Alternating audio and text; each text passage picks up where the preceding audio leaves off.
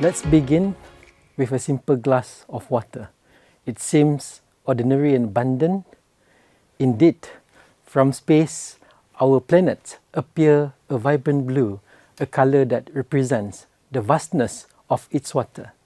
But that plenty of water picture doesn't show the full story. Out of all the water on Earth, about 97% is in the salty ocean. 2% is frozen away in ice. That leaves less than 1% that fresh and actually accessible to us.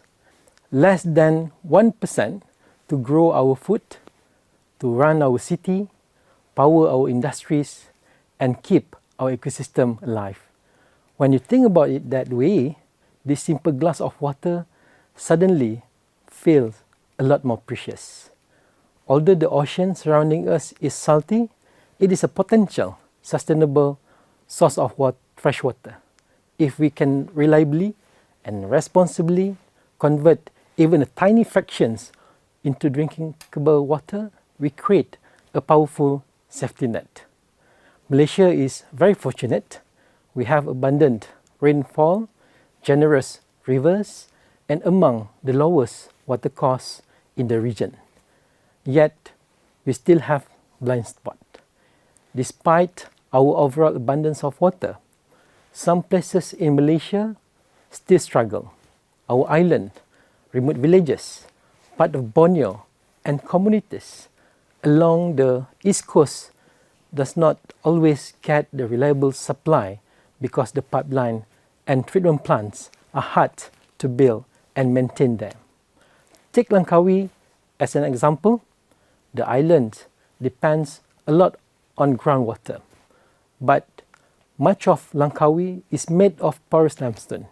If we pump too much, the ground can slowly sink and can threaten buildings and damage the environment. So yes, groundwater is useful and important, but it's not unlimited. It doesn't come without its own problem. This brings us back to the sea. The coastlines everywhere. Converting seawater to fresh water fits our geography. But the journey from salty to sweet is not simple. Salty is highly concentrated, think roughly 7 times saltier than typical fresh water. It's full of dissolved salts and tiny moving particles that's hard to remove. So how do we actually get the salt out of the seawater? Well, there are 2 main ways we typically do it. First, membrane-based method, with reverse osmosis or RO being the most common. Second is thermally driven method such as multi-stage flash and multi-effect distillation. So how this reverse osmosis or RO things actually work? Well, imagine you have a really fine filter. We take salty seawater and push it with a lot of pressure against this special filter called a membrane. The water molecules are small enough to get through the tiny hole in the membrane, but the salt molecules are too big. They get blocked and can't pass.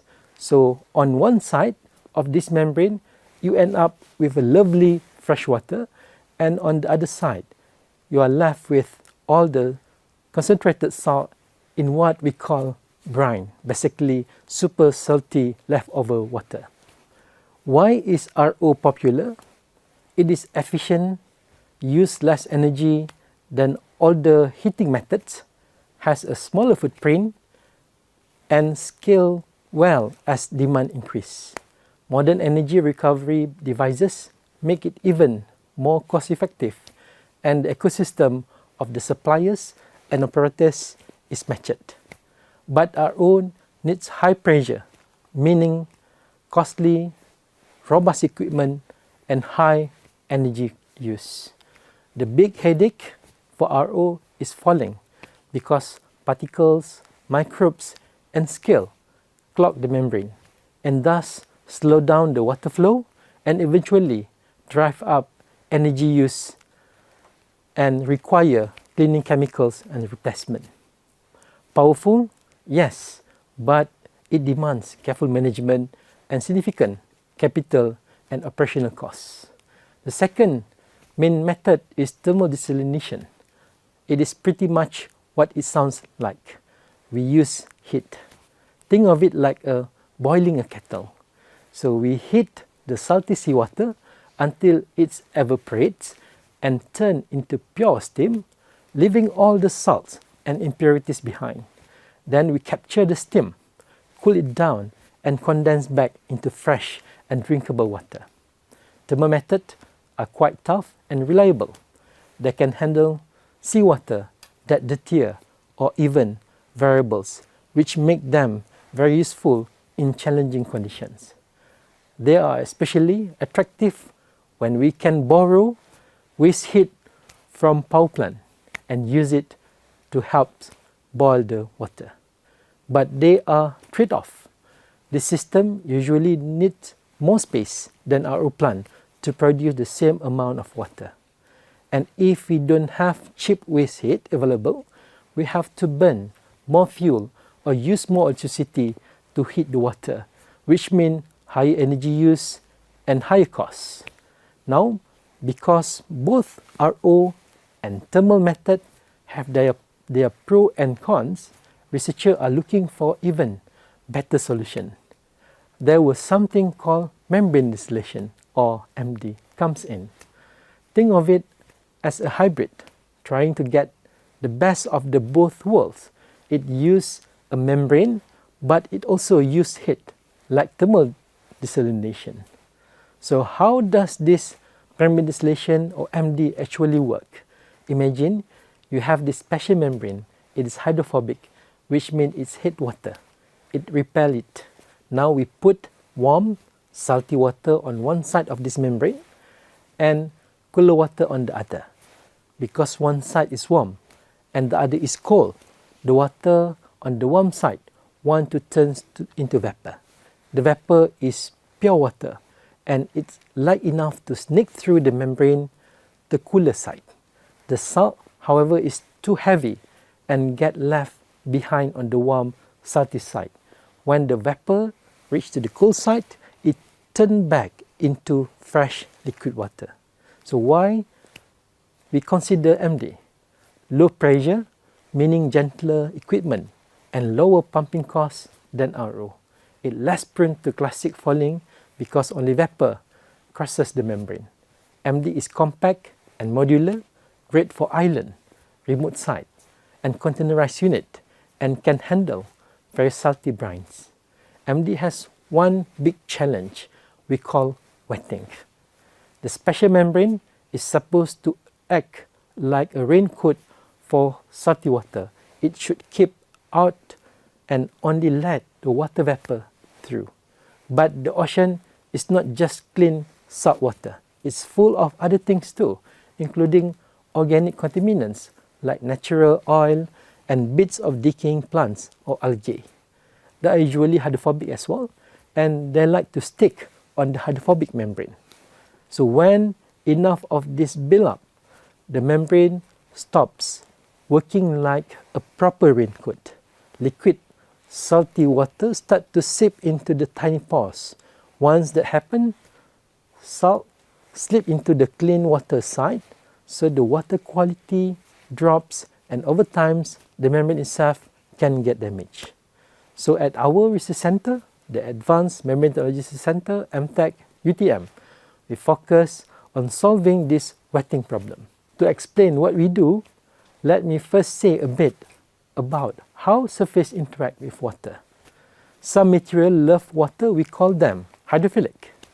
Other material hate water, we call them hydrophobic. Now we go one step further with something called omniphobic. Instead of just repelling water, an omniphobic surface is designed to repel many kinds of liquid, including those with organic contaminants and oil that are commonly found in seawater. At MTech, our lab developed a rough omniphobic membrane surface inspired by lotus leaf, which trap tiny pocket of air and make droplet rolls off easily. This special texture and surface chemistry make it much harder to any liquid, not just clean water, but also dirty or oil water to enter the membrane pores. In practical terms, this main membrane can resist wetting for a longer time. The quality of the fresh water stay more stable, and we may be able to reduce how often the system needs maintenance or membrane replacement. MD also needs heat to maintain a vapor pressure difference. If it's conventional, the energy use can be high. That's where the renewable or waste heat helps. We are investigating solar-driven MD using photothermal membrane that absorb light and heat locally at the membrane surface. By localizing heat where evaporation occurs, our tests show about 30% of lower energy consumption. What about the cost of desalination? It depends on energy prices, plant design, intake and pretreatment, and operational excellence. But there are one powerful factor that really helps, which is scale. As plants grow larger, unit water costs typically reduce. Bigger plants spread capital over more output and justify better pretreatment, energy recovery, and operation, driving down cost per cubic meter. So what does this mean for Malaysia? Desalination shouldn't replace surface water like river or lake. It should strengthen our safety net, ideal for island, remote villages, and dry season coastal town. Technology should fit local needs. For small community and island, compact RO or solar-driven MD can shine, especially with abundant sunlight. For larger industrial cluster, thermal unit coupled with waste heat may be better. Caring for the environment is essential. In Langkawi, for example, desalination can reduce stress on groundwater, preventing subsidence and protecting natural asset. Importantly, we must be realistic about costs. Water tariff here are low, which is good for household, but can hide the real costs of providing reliable water to remote communities. To keep desalination affordable, we should pursue creative approaches, share regional plants, modular system that expand with demand, solar or waste heat coupling, and economies of scales. As far as I know, Malaysia currently has one notable large-scale desalination initiative, the Pantai Senok Kelantan plant under Translational Research Project developed by University of Technology Malaysia, UTM, and funded by Ministry of Higher Education, Mohd, Malaysia. It is an important milestone and a foundation for learning, scaling, and localization. With less than 1% of earth water readily available, relying only on rain is a gamble. The ocean offers a robust backup if we use it wisely with smart science. So next time you hold a glass of water, picture Malaysia coastal line behind it. Imagine turning too salty into just right for a fishing village in Sabah, a resort in Langkawi, or school on a small island. Water security is not a miracle. It is a choice we can make wisely, sustainably, and together. We begin with Earth as a blue planet. Today, we have tools to turn some of that blue into new, reliable fresh water. For Malaysia, most vulnerable community, choosing to do so is not just smart, it is responsibly way forward. Thank you so much.